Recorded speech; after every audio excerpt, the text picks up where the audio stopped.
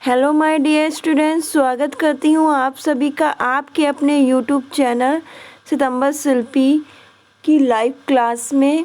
Friends, आज जो हम लोग पढ़ेंगे वो हम लोग योजना के बारे में पढ़ेंगे।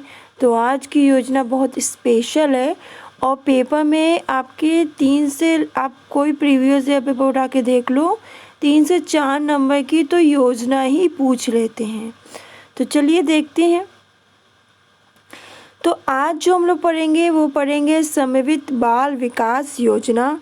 इसको आज पूरा कंप्लीट करेंगे कि समन्वित बाल विकास योजना होती क्या है, कब इसकी स्थापना हुई, इस योजना के अंदर क्या क्या उद्देश्य बताए गए, ये है क्या, इसी के बारे में चर्चा होगी। तो आप लोग देखिए क्या होता है कि भारत में स्कूल पूर्व बालकों और गर्भवती और धात्री महिलाओं के स्वास्थ्य में सुधार लाने के लिए इस योजना का शुभारंभ 1975 में किया था। तो क्या हुआ था, समन्वित बाल विकास योजना स्टार्ट हुई थी 1975 में। तो ये क्यों हुई थी, तो भारत में स्कूल से पहले बालक और गर्भवती और धात्री महिलाओं के, जो गर्भवती महिला हैं जो स्तनपान कराती है, उन महिलाओं के स्वास्थ्य में सुधार लाने के लिए इस योजना का आरंभ 1975 में किया गया था। पहले तो इतना कॉन्सेप्ट क्लियर कर लीजिए कि समन्वित बाल विकास योजना क्यों स्थापित की गई थी। तो भारत में स्कूल पूर्व बालकों यानी स्कूल जाने से पहले जो बालक है वो गर्भवती महिला, धात्री महिलाओं के स्वास्थ्य में सुधार लाने के लिए समन्वित बाल विकास योजना की स्थापना की गई या समन्वित बाल विकास योजना प्रारंभ की गई। प्रारंभ में इस योजना के अंतर्गत 33 खंड चुने गए थे। तो इम्पोर्टेंट लाइन है, 1975 में स्थापना हुई और फिर है कि यानी पहले इसमें 33 खंड चुने गए थे। ये 2 पॉइंट नोट कर लीजिए। किंतु आवश्यकता अनुसार आज यह योजना क्या हुई, 2000 से भी अधिक क्षेत्रों में चलाई जा रही है। 2000 से भी अधिक क्षेत्रों में चलाई जा रही है। निप्सिड, याद रखिए, निप्सिड इस योजना के संचालन में पूरा सहयोग कर रहा है।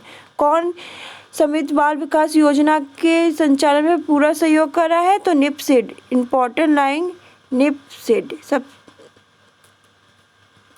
इस कार्यक्रम के अंतर्गत गर्भवती धात्री महिलाओं शिशुओं को स्वास्थ्य सेवाओं के साथ साथ अन्य सेवाएं प्रदान की जा रही हैं।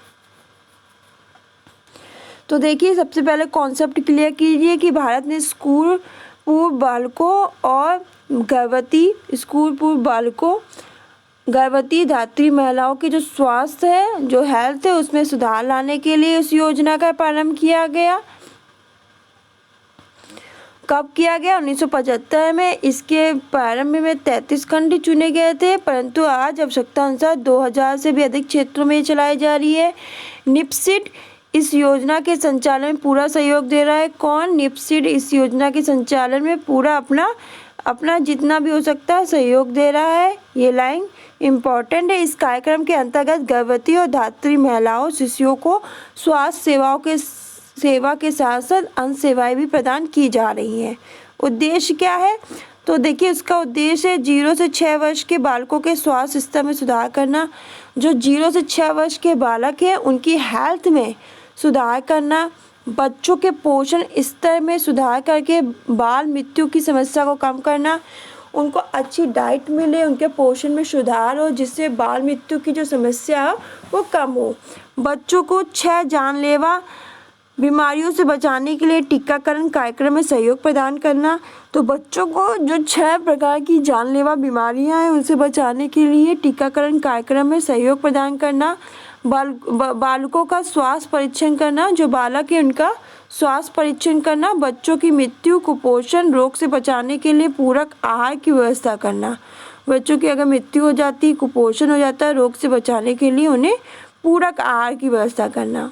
बालकों के स्वास्थ्य और पोषण स्तर में सुधार के लिए माताओं को पोषण स्वास्थ्य शिक्षा प्रदान करना। जो बालक हैं उनकी हेल्थ और उनके न्यूट्रिशन में सुधार के लिए जो माताएं हैं उनको पोषण व स्वस्थ शिक्षा है वो प्रदान करना, हेल्थ की शिक्षा प्रदान करना।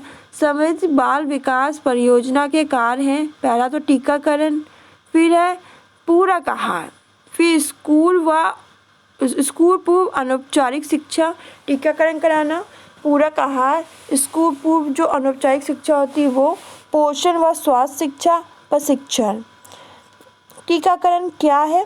तो देखिए, शिशुओं को 6 जानलेवा बीमारियों से बचाने के लिए आंगनबाड़ी केंद्रों के माध्यम से टीके लगाए जाते हैं। बाल कल्याण के लिए आंगनबाड़ी केंद्र होते हैं। बाल कल्याण के लिए कौन से केंद्र होते हैं?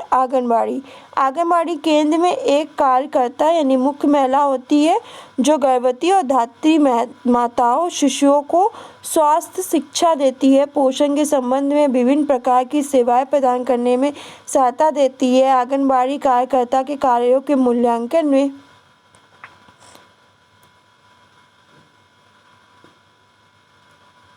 सहायता देती है।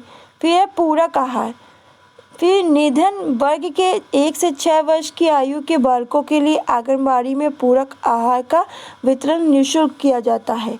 तो याद रखिएगा कि निर्धन वर्ग, जिनके पास पैसा नहीं है, उनके निर्धन वर्ग के 1 से लेकर 6 वर्ष की आयु के बालकों के लिए आंगनबाड़ी में जो पूरक आहार का वितरण निःशुल्क किया जाता है। 1 वर्ष में पूरक आहार 300 दिन दिया जाता है।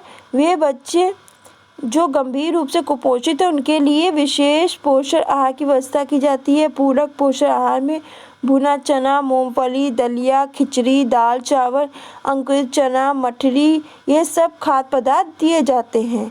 स्कूल पूर्व बालकों के लिए अनौपचारिक शिक्षा, तो देखिए 3 से 6 वर्ष के बालकों को आंगनबाड़ी कार्यकर्ता आंगनबाड़ी केंद्र में बुलाकर लाती है और खेल खेल के माध्यम से रोचक तरीके से उन्हें पढ़ाना लिखाना सिखाती है। इसके लिए आंगनबाड़ी कार्यकर्ता को विशेष प्रशिक्षण दिया जाता है। पोषण व स्वास्थ्य शिक्षा, तो गर्भवती और धात्री माताओं को समय समय पर केंद्र बुलाया जाता है। संतुलित व पौष्टिक आहार, स्वास्थ्य संबंधी बातों की विस्तृत जानकारी दी जाती है। फिर स्वास्थ्य परीक्षण, बालकों, गर्भवती माताओं, धात्री माताओं के स्वास्थ्य जांच के लिए चिकित्सक है, नर्स है, एक निश्चित दिवस पर आंगनबाड़ी केंद्रों में आती हैं। तो क्या होता है कि जो बालक हैं, गर्भवती माताएं हैं, धात्री माताओं की जो स्वास्थ्य की हेल्थ की जांच के लिए चिकित्सक है, नर्स है, वो एक दिन निश्चित कर लेंगी। एक दिन निश्चित करके नर्स एक निश्चित दिवस पर आंगनबाड़ी केंद्रों में आती हैं, उनका स्वास्थ्य जांच करती हैं, उन्हें स्वस्थ रहने के कई महत्वपूर्ण बातें बताती हैं कि कैसे वो स्वस्थ रहे, ये महत्वपूर्ण बातें बताती हैं। फिर है प्रशिक्षण, तो समन्वित यानी समेकित बाल विकास योजना के सफल क्रियान्वयन के लिए समय समय पर आंगनबाड़ी कार्यकर्ता, आंगनबाड़ी सुपरवाइजर, बाल विकास परियोजना अधिकारी यानी CDPO व आंगनबाड़ी ट्रेनिंग सेंटर के इंस्ट्रक्टर को प्रशिक्षण दिया जाता है ताकि वे विभिन्न कार्यों का जो संपादन है वो कुशलता से कर सके, निपुणता से कर सके, पूरी लगन से कर सके। जब तक आप ट्रेन नहीं करोगे तो वो लोग ट्रेनिंग के बिना कैसे जानेंगे कि हमें कैसे कार्य करना है। तो प्रशिक्षण देना बहुत ज़रूरी है। तो ये था आपका समन्वित बाल विकास योजना। इसमें से कुछ नहीं, बस इतना ही पूछा जाता है जो मैंने बताया। पहला क्वेश्चन पूछा जाता है, ये स्थापना कब की गई, क्यों की गई, इसका उद्देश्य क्या है, कौन सी योजना इसके साथ कार्य कर रही है, इसके उद्देश्य देख लीजिए, इसके कार्य, बस इतना ही पेपर में आएगा, यही इम्पोर्टेंट है। इसके अलावा कुछ भी इधर उधर जाने की ज़रूरत नहीं है। खूब सारी योजनाएं हैं, इधर उधर भटकेंगे तो कंफ्यूज होंगे। इतनी चीज़ें याद कर लीजिए और पेपर में यहीं से क्वेश्चन आएगा और अगर आपको रिमाइंड होगा आप सही से राइट आंसर कर दोगे और आपका क्वेश्चन आंसर भी राइट हो जाएगा। तो यही था आज का क्लास में कि समन्वित बाल विकास योजना क्या है। नेक्स्ट क्लास में कोई दूसरी योजना पढ़ेंगे कि दूसरी योजना में क्या बताया गया है। तो आज की क्लास में बस इतना ही। चैनल को सब्सक्राइब नहीं किया है तो चैनल को सब्सक्राइब कर लीजिए, जिससे आपको मेरी लाइव क्लास की नोटिफिकेशन मिल जाएगी और आप मेरी लाइव क्लास अटेंड कर सकते हो।